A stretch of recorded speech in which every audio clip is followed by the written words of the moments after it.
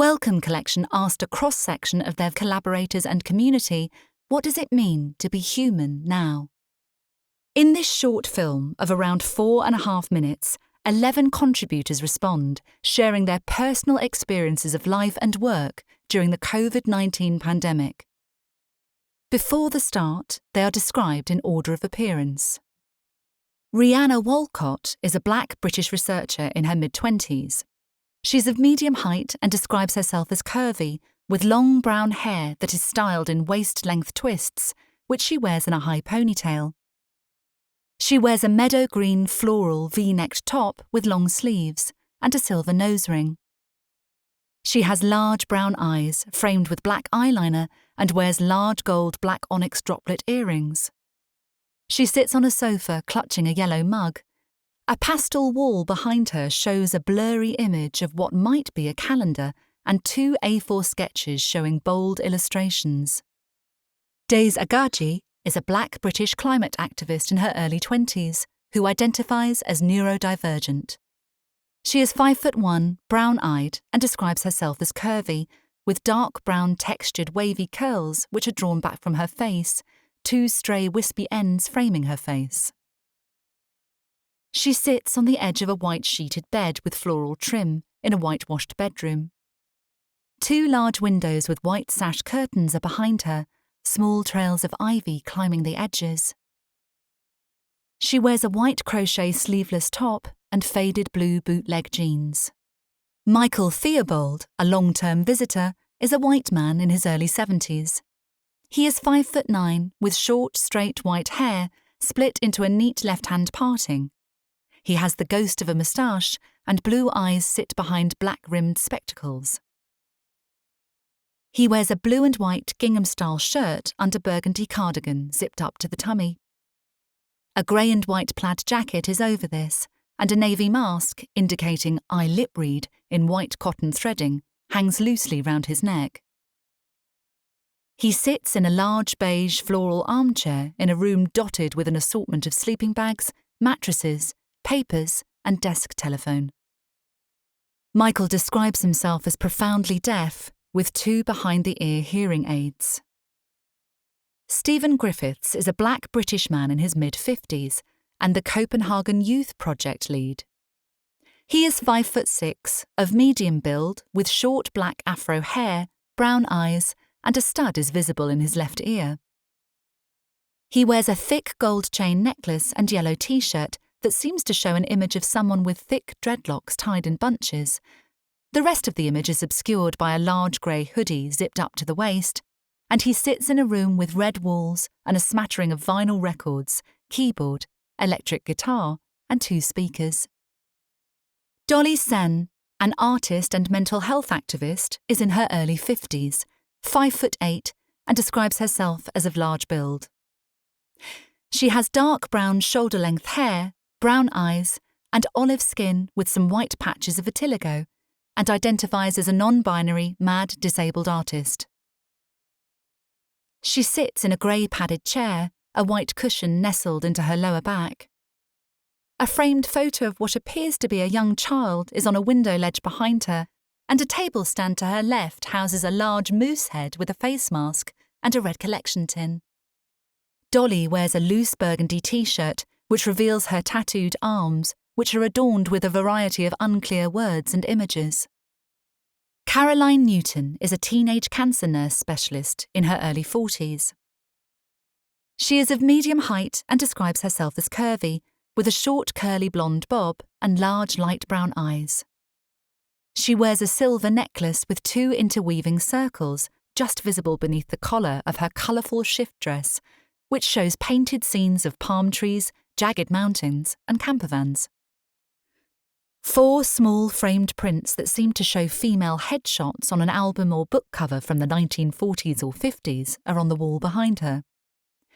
A curved blue and white vase holding several tall sprigs of foliage is on a table next to this. Jamie Hale is white, of medium height and slim build, and in their late 20s. They have short auburn hair, the ends of which have been tinged with bleach, and are a poet, writer, and performer. They wear thin-rimmed burgundy spectacles under thick, slightly arched brows and a white clinical face covering which conceals a small beard. They wear a dark grey and white check shirt, visible under an open brown suede and leather bomber jacket.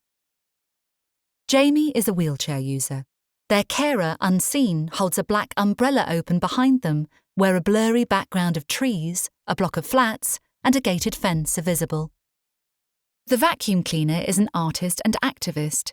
He is 40 years old with shoulder-length brown hair held slightly back from his face and over his ears by large clear-rimmed glasses, behind which are blue eyes framed by faint laugh lines. He has a well-kempt moustache that curves just past the corners of his mouth and describes himself as white British. The vacuum cleaner sits on a sofa amidst scatter cushions, holding a mug. 2 potted plants, one with splaying green tendrils, are on a window ledge behind him.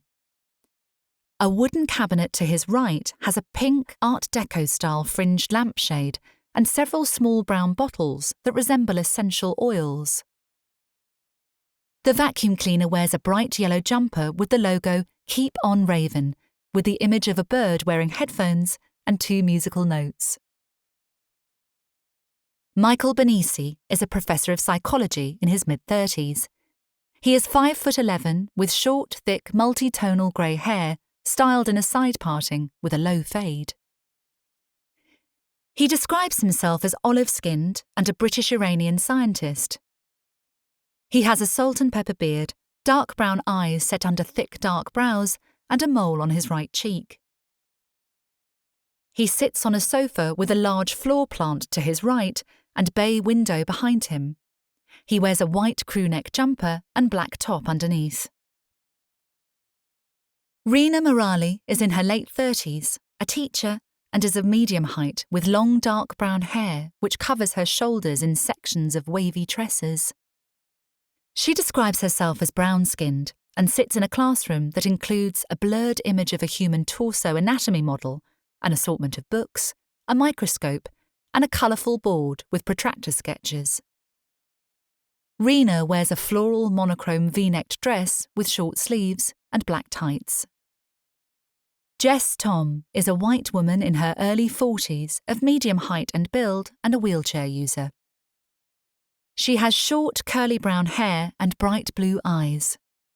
She wears a black crewneck top with gold circular shapes on both arms. She speaks to the camera through a window, seated on a wooden chair, a bookshelf of files and ring binders behind her. Jess has Tourette's, her most frequent tics identified as biscuit, hedgehog, and chest banging, which you may notice in the film. Sometimes, when the participants talk, the screen is split into 2 or 3 segments, one remaining on them, but the other 1 or 2 showing images of nature. Rows of houses stretching back from a battered black rock coastline, the glow of a street lamp seeping through trees in a night sky, the white brushstrokes of tiny waves within a river bordered with green and purple herbage, backstreets in undisclosed locations, some showing families, and the sea rippling towards the sunset.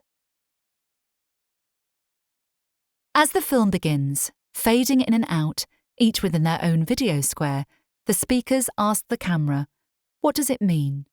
before joining together in voicing their theme and completing the sentence. They are then each shown to contemplate the question. Bold white text against a black background reads, "We asked a cross-section of our collaborators and community, what does it mean to be human now?" In this film, our 11 contributors respond to the question, generously sharing their personal experiences of life and work during the COVID-19 pandemic. Please note that this film includes references to racism, ableism, and death from COVID. What does it mean? What does it mean? What does it mean? What does it mean? What does it mean to be human? To be human. To be human. To be human now. Mike scans the floor in his room. Yes. Stephen smiles, smacking his lip. After all what's gone on, what does it mean to be human? Dolly. Rina. Gosh, that's quite a big question, isn't it? The vacuum cleaner mouths the question to himself, looking out of his window. Rihanna. My email signature right now says that my responses will be slow because I'm living through 2 pandemics, the COVID-19 pandemic and also a pandemic of globalised anti-blackness. It's always on my mind. I'm always grieving.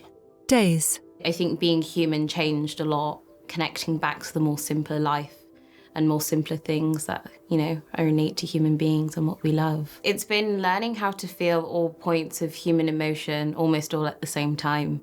Because especially during COVID, I had moments of such joy and fun and laughter. But, I lost family members, so also feeling that deep hurt and sorrow. Mike. Awareness, nervousness come to the fore, and therefore they affect your thinking, whatever you do, whatever you see. I suppose it means that one has to be reflective, for sure.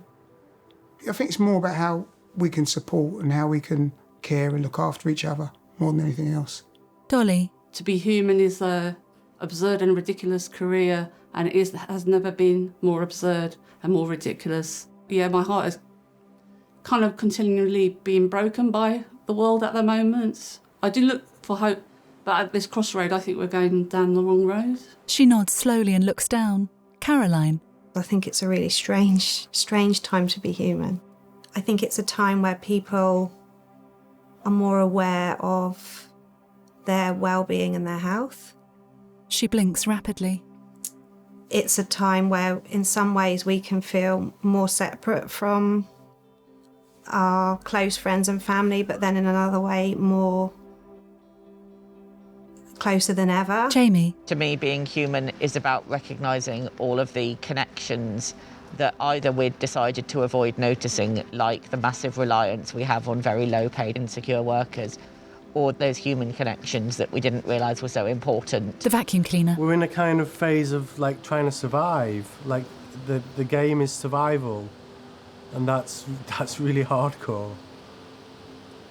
Being human now is very much about being reflective and taking not only more time to think about our own well-being and our own situations, but also the perspectives of others and really taking those on board in our day-to-day. Rena looks down, brow furrowed.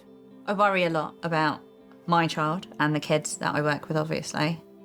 But there's so many incredible opportunities. I mean, it's really hard to know what the world's going to be like in 10 years' time because it moves so quickly and it changes so quickly. So I think in some ways, depending on how you embrace it, really, isn't it? It's about your mindset. You can have a day where you're feeling very positive about it and some days where you're not. The screen fades as she shrugs and smiles, then rises on Jess. For me, being human is about facing barriers, facing challenges, thinking about how we make connections with other people and learning to be a version of ourselves in new ways and changing circumstances. And I think the challenge of being human now is continuing to adapt to ways of living, Biscuit, that we weren't expecting and haven't encountered before. The screen fades again as the film ends.